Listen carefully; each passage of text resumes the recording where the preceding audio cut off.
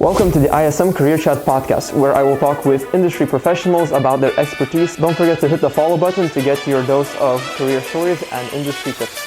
I was good at math from school, and then I said, okay, like math, numbers, all of financial world, it seems like admiring to me. But I also kind of wanted, some dynamic background, some real like challenging problems, and to learn every day, from the different angles.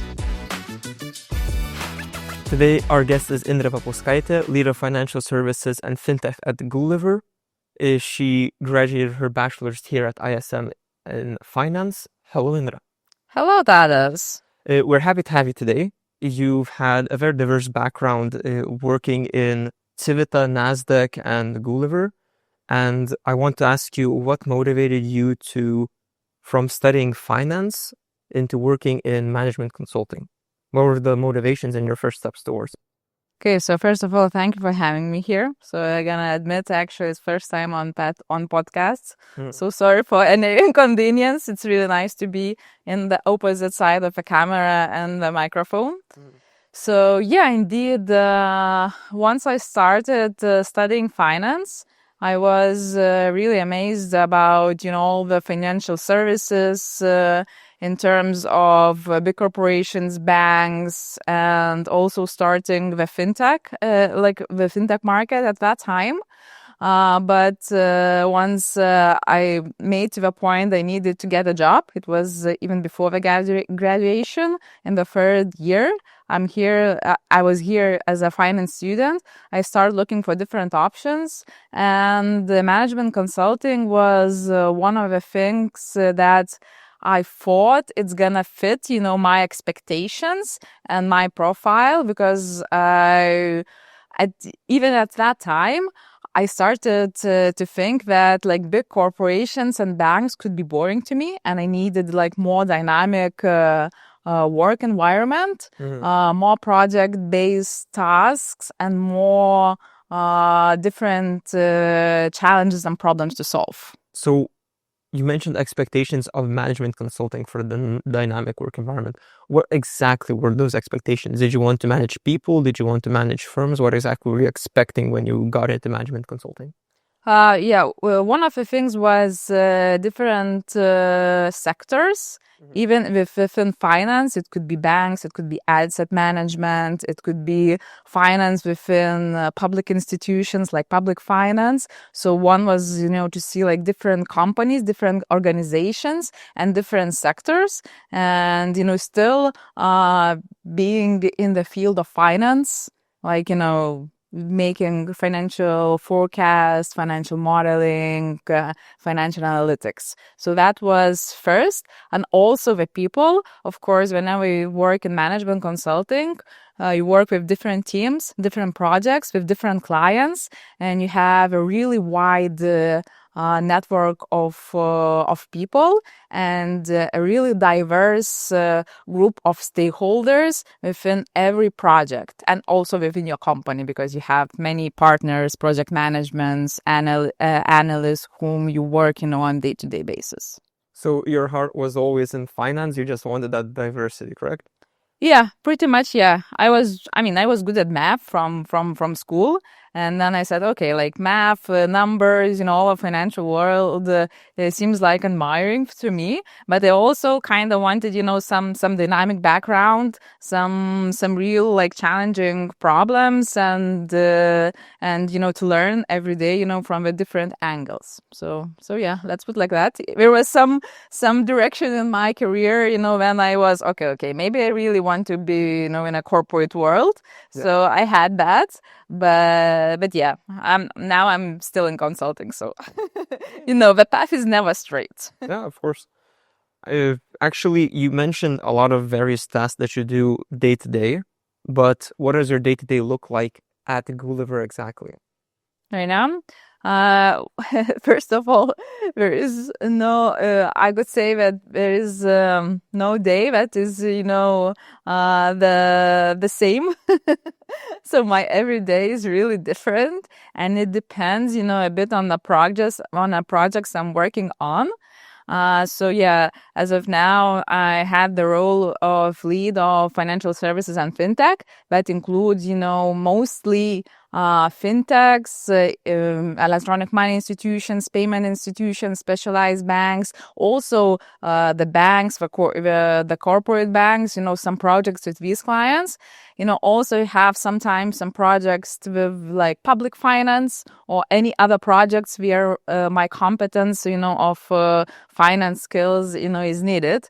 So I would say it's, like part of my day is kind of managing the projects, making sure, every project team knows, what to do. The communication with the client, is clear. We are meeting the deadlines, we are meeting the budgets, and sometimes also, making some, let's say, like content work, where myself, I'm also looking into financial models, into some documentation regarding like, financial institution licensing and so on. So I could not say, that it's like, all a single day, every single day have same tasks, same routines. So that could I say, that's maybe the difference whenever you're working in a big corporate organization within financial sectors. We have, your strict responsibilities, roles, and kind of procedures. Your team is the same.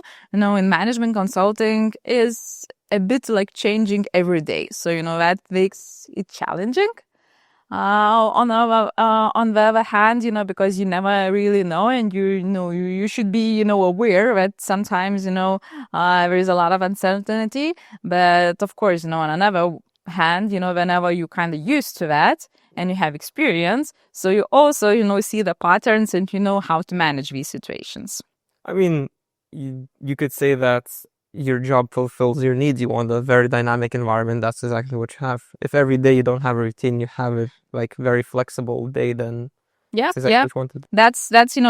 That's how management consulting I think is. And I mean it could be not just within finance, because there is many other expertise and skills needed within management consulting.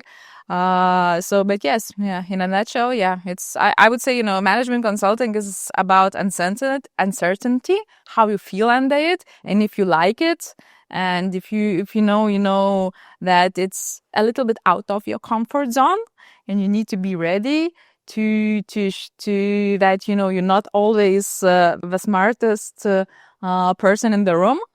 And you're not an expert of everything and anything, but you need to know, what questions to ask, and who should answer these questions.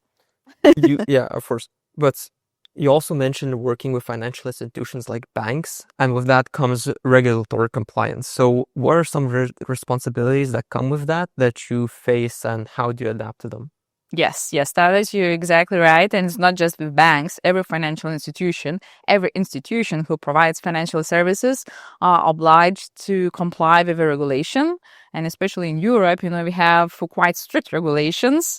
And in Lithuania, more particularly, we have a Bank of Lithuania, who is, like a regulatory body, and who has, all that regulatory function. So of course, some of our projects are not directly related to the regulation, but we should of course comply.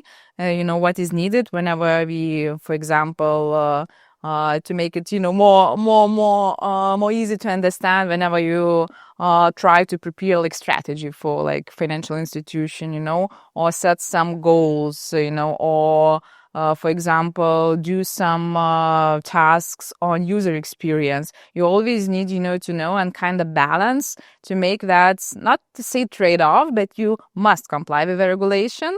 But of course, you need to, to have at other side how complying with the regulation, you can provide, excellent user experience, or have that like strategic goals, which are both, good from a commercial side. Let's say, we're making money as an institution, as a company, as a business. And, on another side, you invest and kind of spend sufficient money, for the compliance matters, and, and ensure, that you have enough people, enough staff, enough procedures, that your systems, are secure and working how we should. Yeah. So it's in every aspect.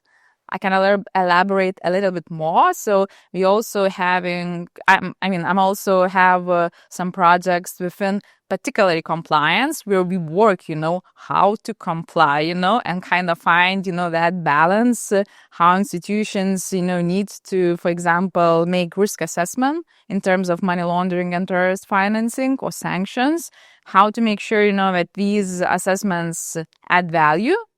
They, comply with the regulation, which is like really, written black on white, so kinda, but also how they add value and how they can use these results, to also, make some like business advantages from that side. Interesting. So it's complicated. Yeah. Compliance doesn't seem sexy, but whenever you get really deep into that, there are so many angles, you can look and so. So it's difficult, but you can comply and you can still find some sort of way to have. Yeah, definitely. There's always a way, just these problems, these challenges are maybe, harder to solve, but, that makes them, kind of interesting. So. Mm-hmm. You mentioned that you wanted a very dynamic environment, but you have also worked as an analyst in Nasdaq and Civitta. Mm-hmm. So I want to ask, what exactly are some of the environmental changes from traditional, from fintech companies compared to traditional financial institutions like banks? Mm-hmm. What are some most biggest differences that you've noticed and what you've done with those differences? Maybe I could, share from my experience where I worked, by myself, not with like clients, because I also have like different clients and, different institutions, but from my own work experience. So yeah, I started management consulting. Then I said, no. Okay, I graduated from finance. I really need, deep dive into finance, and I need, to work in legit financial institution, not just management consulting. That was my, kind of, not a dream, but, just thoughts. So then I moved, to asset management, BlackRock, and I worked as analyst up there in the United States for 3.5 years. And it was a really big corporation. You have your strict procedures, strict roles, and you're analyzing some financial, data, some asset management, patterns. You look for different products, but it was, really strict to your role, to your position, to the description, where you got your job. And afterwards, I said, okay, maybe I need a little bit different because, it's just, I don't know. I don't feel like, it's for me. So then I moved to Nasdaq. So it's also like a legit, financial institution with all these market data. And I worked here in Vilnius, within some derivative markets, mostly focusing on electricity derivatives, and was I also, knew, some of the things really in depth. And I also have strict tasks and responsibilities. And whenever you come up, to some celebrations and your grandmother asks, so what you do for a living? And it's yeah, I'm working, with electricity derivatives, we're exercising expiration and, some support, some calculation, some collateral. And it's okay. We are in finance, we know what it is. But then, it's not just nobody understands, but then you it's my personal, it's my definitely personal, experience. But sometimes you really need, some that, practical result of your work to see some outcome, and some value you adding, not just as corporation, but, as an individual. So that, really personal contemplations of myself. And, whenever you work in such a big, financial institutions, you kind of miss that. Yeah. From my personal view. Maybe, if you're top CEOs, yeah. But, whenever you graduate, usually not, at the top. So, fintechs on one side is really different because you can add add, some value, contribute more directly and kind of feel, that you're making a difference. So you can feel your own impact, and that's as well just That was my personal journey, and that was my contemplations, as I said. So this is something I believe different and differs people by people. But for me it was kind of the biggest difference, and you choose whatever path is for you. It felt more rewarding because you're actually acknowledged for your work, correct? Yeah. It's more rewarding, and you see the practical results, and you know that you influence it somehow.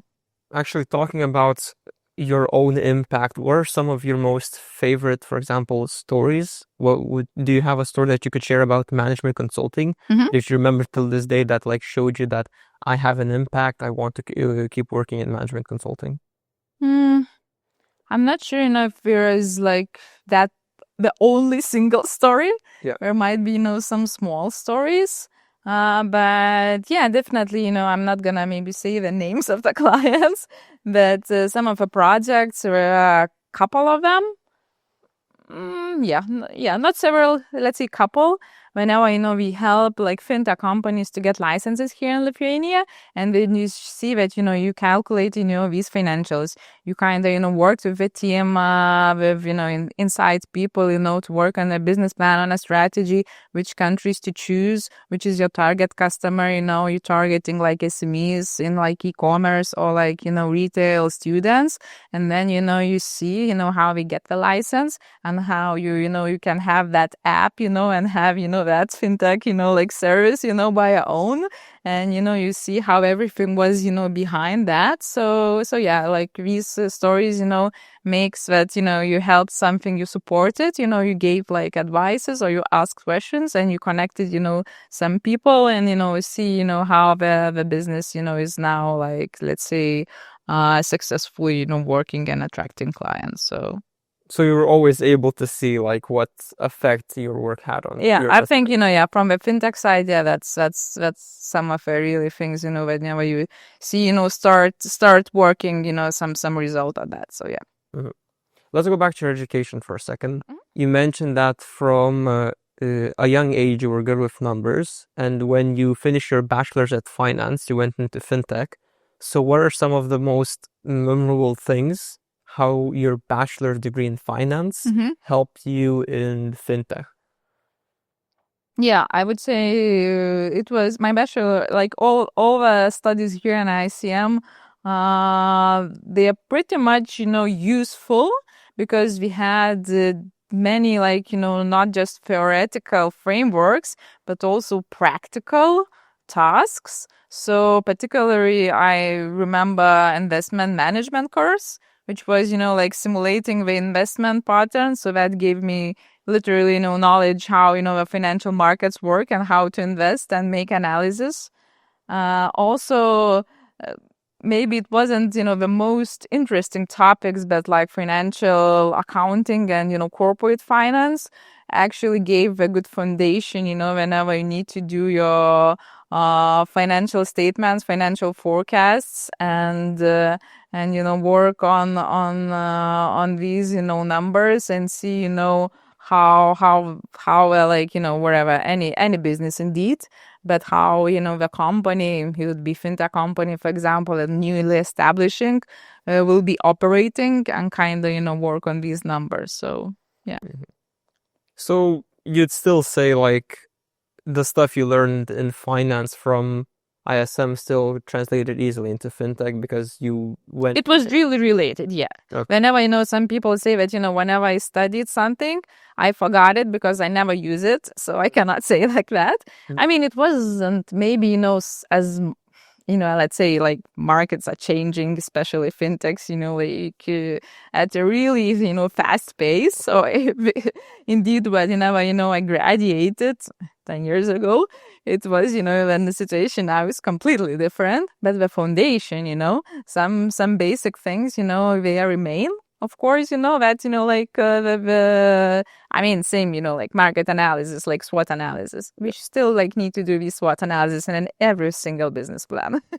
So some theoretical frameworks, indeed, we work. And I remember we did these, on like some case studies in the ICM. So that helped me, I believe. And of course, all the network, all the people, and, all these stuff, that's like soft skills. That's what like that, starting doing representations and, analyzing some case studies. So, back in the day, it was just a case study of some like, maybe not fictitious company, but, some fictitious problem. We now have the same case study, but it's just the actual client. So, you kind of know how to approach that problem. You not necessarily know the solution, but you kind of learn how to think and how to approach your problems correctly. Do you have practice? You're familiar with the problem, like you can actually adapt and solve it? Yes, I would say yeah. Okay. I want to actually ask a little bit more about management consulting. What skills do you believe are necessary for someone that wants to get into management consulting? Like, is there a specific mindset or just specific skills that they need or something similar? You kind of joke it, in management consulting, we are all very different in a team because, we have different projects, different tasks, but at the same time, we are so familiar. We are so similar. Mm-hmm. Because, of course, I would say there's some maybe there are more, but, the key things, you need to feel comfortable about uncertainty, and you should be flexible in terms of your mindset, approach. Next, you should be curious. Mm-hmm. And because, then there's a wide, area around, how to find the right solution for a problem, how to, provide some material, how to present. You really need, to think out of the box and, come up with solutions which are, innovative, unique. So you need really, to be curious and kind of, do an extra mile and think, like more, like from different angles, having different, hats. As we joke also in a team, you need to be like an optimist, you need to be a skeptic, you need to be like, like shy, brave, or whatever, and kind of, consider all possible ways, how to find the best solution. So to sum up, I would say, flexibility and, working, and uncertainty, curiosity, and maybe it's critical thinking. It's really needed in nowadays world, not necessarily in consulting, but it's also something because you need really have a lot of context in management consulting, and you need, to kind of connect the dots, across different dimensions, taking not necessarily, the exact task, but also, some possible scenarios around that. Mm-hmm. So, yeah. You also mentioned people having multiple hats. Mm-hmm. So I take it was meant like for people to have an open mind and have different perspectives. Like, as you mentioned, be skeptic, be optimist, stuff like that. Because why? Because, first of all, whenever, solving some problem for some customers, like for customers, you never know who are the customers of your customer. Mm-hmm. So you always, need to have that, different, let's say, with different opinions and different approaches, because, you cannot, take it like personally, because I don't do that, it doesn't work. No, but you don't know, there's like different target customers, different target markets, maybe just not Lithuania, maybe it's, like Asia or something. So you all the time need to kind of consider different scenarios and, sometimes not to stick, to your own approach and to your own opinion, but be really like open-minded. And, from that, whenever you are a team, because management consulting, it's not, like you're not working in silos. You're not working alone. Usually you have a team, and whenever you have, like different opinions within the team, you can, of course, discuss and kind of make different, suggestions and even have different alternatives. And then, you need, of course, to calculate and kind of prove them. And yeah, maybe not all of them, gonna be kind of selected, but you at least need to have, a wide range of, possible scenarios, possible alternatives, because that's the only way maybe you can, not to miss anything. Okay, interesting. I also want to ask about any misconceptions or myths that people have about the fintech industry that you'd like to dispel and tell people like, no, that doesn't happen. Okay. Yeah, I'm talking about a lot about finance and fintech and management consulting as a rocket science, so it's not like that. So yeah, maybe it's that the conception, whenever you know something really good, some area, some sector, so you're just gonna, become a geek of that. But the misconception is, that, like fintech, for example, it's not like a rocket science. It's not necessarily crypto, not deep tech. It's just, how to make financial services available to everyone, to make them easy, to make them less bureaucratic. Okay. So if you also try your best to make it available to everyone, I want to ask, what would you tell students are some of the most important parts of fintech so they would stay ahead of the curve and they would know what exactly is the most important areas in fintech? Well, there are quite a few, but yeah, of course, you need to make sure, kind of, to be updated, with the latest information in the industry, to make of course, ahead of the regulations within that, but also, think of that practical, everyday life of retail individuals like, us, like students, like small companies, and kind of, think, what is still like missing from the like financial services perspective, if you want to kind of create some, like fintech, like, or some ideas. So yeah, keep being curious and keep, looking where industry goes. Interesting. Going back, you also mentioned that there was a lot of, when talking about regulatory compliance, you also mentioned that you have to comply, but you have to find a way to benefit at the same time. So when it comes to innovation and AI, what are some of the ways that you try to comply but still incorporate new technologies into fintech? Yeah, that's a challenge indeed. We also had that common saying, right now that, US is innovating, Europe is, regulating. And we also have, the same, across some of our clients, where, like Europe might be, too, have too strict regulatory framework. But, on the other side, everyone in Europe has the same rules. And, some risks and, penalties, some reputational damage if they not comply. So I would never say, you must comply. That's the first thing.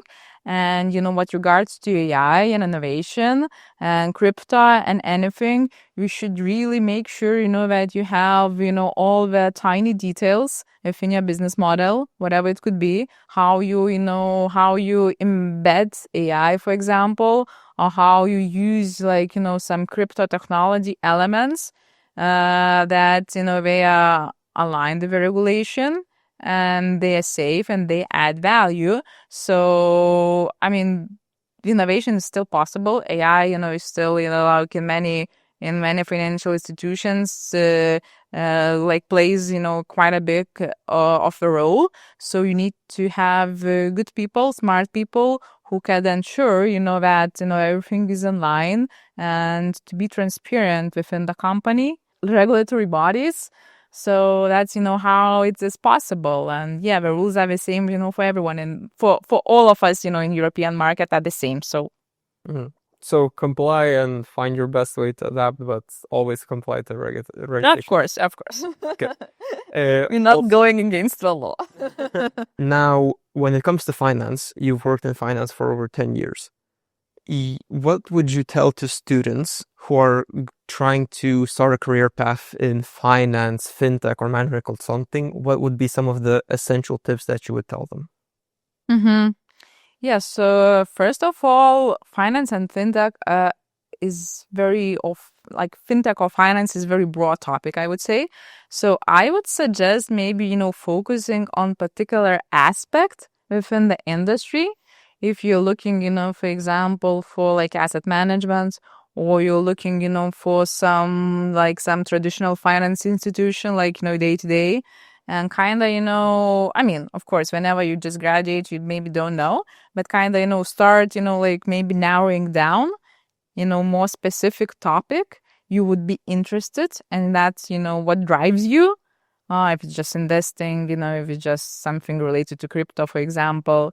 And then, of course, look for a company, for a position, wherever you can add, value and contribute. Whenever you intern, you are more on the financial and analyst side, or you want to work, more with corporate finance, or portfolio management. Of course, maybe not from the start, but kind of, look for that position, for the tasks you would imagine yourself, working, further, and kind of, try to find, try to kind of dig deeper, get, more knowledge on that, what is available, and try to be curious. Okay, so to dig deeper, as you said, and also find their own niche before going into something as broad as finance or fintech, because it would be necessary for when you try to actually work your career, correct? I would say it's, it's maybe easier, you can switch every time, nothing is set in stone. But, if I would be to myself, I would I would give a suggestion for myself 10 years before. So I would say, kind of focus, more narrow on the specific, area within finance, and kind of, maybe not go to, to the width, or, more to the depth of that particular, area. And of course, if you see that it's not for you, you can always switch, but that would be my suggestion. So don't be afraid to experiment. Of course. Okay. Moving on, I actually want to ask you, you've had such a diverse career background and you've been to so many different companies. How do you stay motivated and how do you keep growing professionally? I would say, it's easy, not as hard, as it sounds, but whenever, the industry, first of all, industry is changing within finance, fintech, that motivates me, because you never know, what is, what's going on, in 3 months, 6 months period, the technology is changing, rapidly. The regulation is also changing. The patterns, the products itself, we are innovating really fast, So first of all, that the industry itself is really dynamic. And next, that motivates me that, I'm working, on a project base with different clients, different products. And that's really interesting, to kind of, solve new emerging problems. And it's not repetitive. Mm-hmm. So that's really that motivates me. I see. Going back to the question of growing professionally, you have high-value accreditations such as CFA and CAMS. And I want to ask you, how exactly did you get them and how have they helped you in your career? So I have both of these, and that was my decision. So first, CFA, Chartered Financial Analyst, that's really something into wealth management or asset management. And while I was working for BlackRock, I was advised, to take these exams, as they are really useful from practical, point of view, whenever how to calculate and how all the financial instruments work. So I, instead of pursuing my master's degree, I decided, that I can work, half-time easily and have, on a side these certifications, accreditation. So that was, in line with with my personal goals within the company.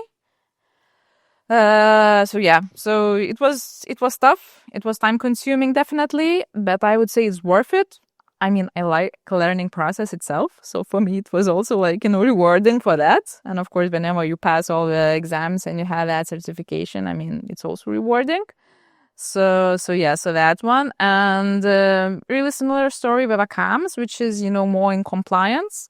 Whenever you also, you have all the practical information, industry buzz, around, but sometimes you really need, to go back to sit at your desk and go, from the foundation, from the frameworks, from the regulations, how everything was created, and what is the practical side to really, get understanding, how to deal with practical problems. So also when I was, into compliance, I think maybe the second year, I decided that I also need, to come back and kind of structure, all information I need to go to get them, into different shelves. So I took that also, in line with my projects. So I got, the CAM certificate, and it also, I think it was really, useful whenever you work on the same topics. You have actual real tasks, clients, within the compliance, how to do some things. And you also have, the theory in line. So that's kind of, makes the solutions more well-rounded and, easier to come with them. Yeah, so your accreditation just helped you in your professional life, in your work. I wasn't pursuing them, purposely and then trying to get career in that. Yeah. It was really in line with my, that time projects, tasks, and my interests. Because it's asset management and compliance is a bit different. But it was at that point, of time, I was really into that, and it was, in parallel working and, kind of learning, these things. So I'm open, if I have right now, I'm re-exploring a bit of product development within not just within fintech, but within broader verticals. So whenever you're doing something, so I'm also, eager to learn, to, participate in some programs like, accelerators, like some certificate programs for certificates and so on. Okay. So to wrap things up, for students who are trying to look into management consulting and fintech, they should first of all be aware that it will be a dynamic environment, correct? Yes. And they need to be not only curious, but also to dig deeper and find their own niche, what exactly they want to do, so they can actually enjoy the process. Absolutely. If you're good at that, but you are not enjoying that, it's not going to be long term. Mm-hmm. So I would say, if you want to be, long term, and, so of course you need to be open-minded, curious, and, and look for the place, for the industry, for the job, where you can add value and, enjoy the process. Okay. So let's enjoy the process. Thank you for joining us today. Thanks, Dennis. We were happy to have you. Thank you. Thank you very much for staying until the end. Don't forget to hit subscribe and follow us for any new uploads.